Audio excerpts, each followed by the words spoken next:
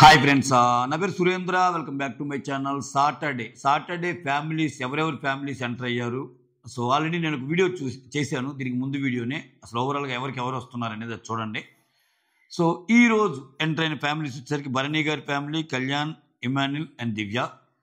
So Bharani గారి కోసం వచ్చేసరికి వాళ్ళ మదర్ అండ్ నాగబాబు గారు, కళ్యాణ్ గారికి వచ్చేసరికి వాళ్ళ ఫాదర్ అండ్ వాళ్ళ బ్రదర్, ఇమాన్యుల్కి వచ్చేసరికి ఇమాన్యుల్ వాళ్ళ బ్రదర్ అండ్ అవినాష్, అండ్ దివ్యాకి వచ్చేసరికి దివ్య ఫ్యామిలీ మెంబర్ అయిన వాళ్ళ గ్రాండ్ ఫాదర్, ఇంకొకరి ఫ్రెండ్ ఎవరో వచ్చారంట. ఇది ఓకే.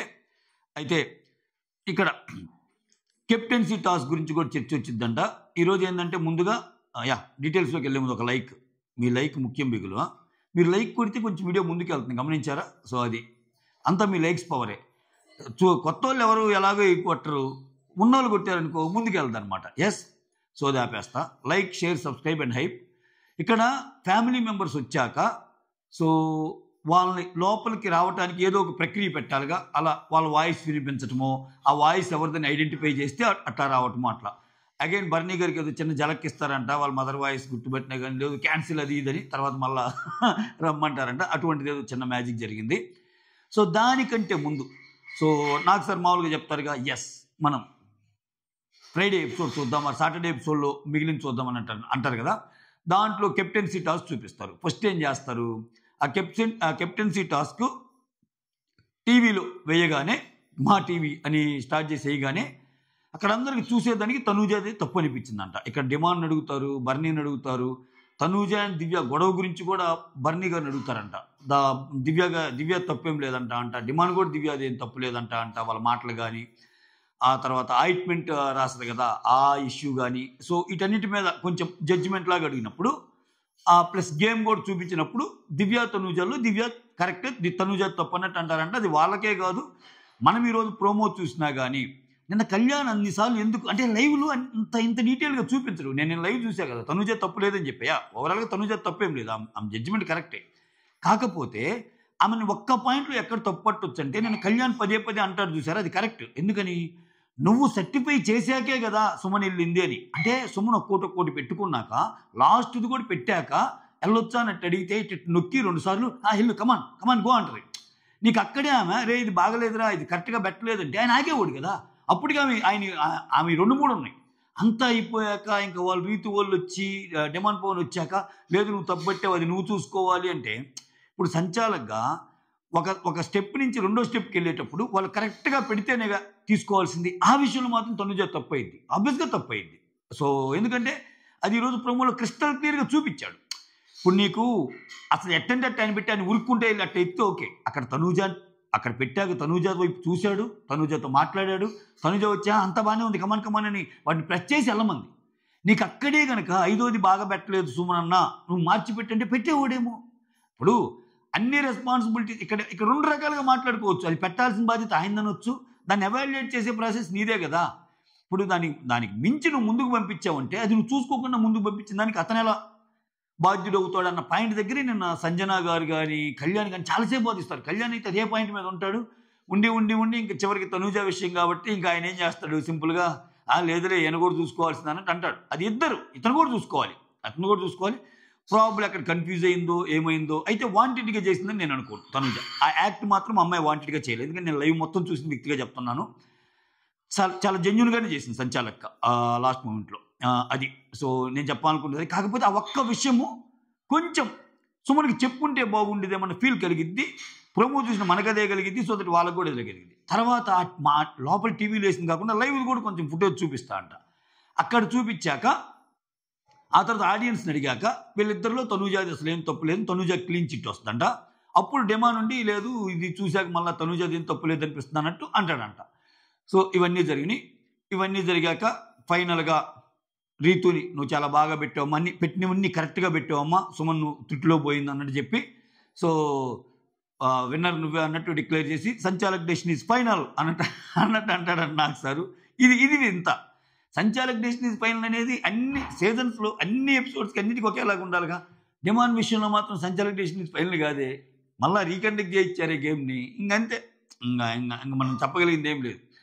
సో ఈ దివ్య తనూజ గొడవలో కూడా కొంచెం ఇద్దరు గట్టిగానే క్లాస్ పీకే అంట. ఏంటి మీరు ఒకరి మీదకి ఒకరు వెళ్తున్నారు, ఏంది అసలు ఇట్లా ఇట్లా అరుచుకోవటం ఏంటి అన్నట్టు. సో దాంట్లో ఇమ్మాన్యుల్ కూడా ఏదో అడిగారంట. ఆయన ఏం చెప్పాడు చూద్దాం. అంటే అక్కడ అక్కడ ఆడియన్స్ అన్నీ కరెక్ట్గా ఇన్పుట్స్ ఎవరు ఒక్కోసారి. సో ఓవరాల్గా అందుకే ఇక్కడ మనకి ఎంత లీక్డ్ అప్డేట్స్ అయినా సరే ఇంకొంచెం క్లారిటీ, బెటర్ క్లారిటీ అక్కడ వస్తుంది. ఓకే, ఇక్కడ ఇది కదా. ఇప్పుడు భరణి ఫ్యామిలీ ఎవరెవరిని పెట్టారు?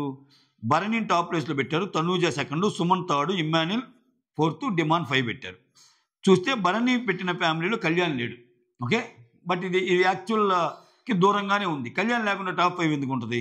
సరే, అది వాళ్ళ ఫ్యామిలీ, వాళ్ళ ఇష్టం, మనం ఎవరు కమెంట్ చేయడానికి. నెక్స్ట్ తర్వాత దివ్య ఫ్యామిలీ వచ్చేసరికి దివ్య ఫ్యామిలీ టాప్ ఇమ్మాన్యుల్ పెడతారు, నెక్స్ట్ తనూజాని పెడతారు, నెక్స్ట్ సుమన్ పెడతారు, నెక్స్ట్ రీతుని పెడతారు, నెక్స్ట్ దివ్యాని పెడతారు. ఇక్కడ కూడా కళ్యాణ్ లేడు సెకండ్లో. కళ్యాణ్ కాన్ఫిడెన్స్ కొంచెం ఏమైనా డౌన్ చేయడానికి ట్రై చేశారా అనిపిస్తుంది నాకు. ఆ తర్వాత Kalyan family, Kalyan first, Tanuja second, Emmanuel third, Ritu third, fourth Demon పెడతారు. ఓకే, ఇది కళ్యాణ్ ఫ్యామిలీ. తర్వాత ఇమ్మాన్యుల్ ఫ్యామిలీకి వచ్చేసరికి ఫస్ట్ ఇమ్మాన్యుల్ పెడతారు, నెక్స్ట్ తనూజాది పెడతారు. మరి టైం లాగా ముగ్గురిది పెట్టారో పెట్టలేదో, సమ్ ఏదో గజిబిజిగా అన్నట్టు అనిపించింది, అన్నట్టు వచ్చింది అప్డేటు. లేకపోతే మిగిలిన ముగ్గురు వేరే ఏమన్నా పెట్టారో చూడాలి. తనూజాకి ఫోటో పెట్టినప్పుడు మాత్రం ఇంకా మీరు ఇలా ఆడితే మిమ్మల్ని దాటుకొని పోతారు, ఇంకొంచెం ఏదో ఆడాలి, సంథింగ్ లైక్ దట్ అలా చెప్పాయంట అవినాష్. ఓకే, మిమ్మల్ని తొక్కుంటావు, అది మిమ్మల్ని దాటిపోతారనో, లేకపోతే మిమ్మల్ని ఇంకా ఇది చేస్తారనో, గేమ్ మార్చుకోకపోతే, ఇట్లా ఒక హింట్ లాగా ఇచ్చారంట. ఇది ఓకే, ఓవరాల్గా ఇది. ఆ తర్వాత కళ్యాణ్ వాళ్ళ డాడీ మాత్రం చాలా చాలా బాగా మాట్లాడనేది అప్డేట్. అంటే ఒక పవర్ఫుల్ డైలాగ్ కొడతా అంట. ఏమంటా అంటే, నువ్వు విన్ అవ్వాలంటే మంచిగా ఆడి విన్ అవ్వాలి, జెన్యూన్గా ఒకరిని తొక్కుకుంటూ వెళ్లకుండా ఉండాలి మన విన్ను అని చాలా బాగా మాట్లాడంట. అది ఎక్సలెంట్ డైలాగ్ నిజంగా. ఆ విన్కి రెస్పెక్ట్ కూడా ఉంటుంది. కళ్యాణ్ వాళ్ళ చాలా బాగా చెప్పాడు. అంటే విన్ అవ్వచ్చబ్బా, నీ విన్ అనేది నిలబడాలి, బయట జనాల్లో ఊరికనే పోకూడదు. ఇప్పుడు ఏదేదో చేసి విన్ అయినా కానీ ఒక 2 వారాలు 3 వారాలు మాట్లాడుకునే విధంగా ఉండే విన్ను కొంతమంది ఉంటుంది. అసలు విన్నర్తో సంబంధం లేకుండా రన్నర్ అయినా టాప్ 3లో ఉన్నా కానీ కొంతమంది గురించి చాలా సీజన్స్ మాట్లాడుకుంటాం. అది కదా, అది ఇంపాక్ట్ క్రియేట్ చేయడం అంటే. సో ఇవాళ రేపు ప్రీ ఎగ్జిస్టింగ్ క్రేజ్ ఉంటుంది, వస్తారు, కొట్టేసుకుంటారు, వెళ్ళిపోతారు. అది కాదు కదా. ఒకరిని తొక్కకుండా జెన్యూన్గా నువ్వు గెలిచి ఆ విన్లో వచ్చే ఆనందం ఏదైతే ఉంటుందో ఆ కిక్కే వేరు అన్నదాన్ని ఆయన తన మాట ద్వారా చెప్పాడు. నువ్వు అలా ఉండు అని చెప్పాడు.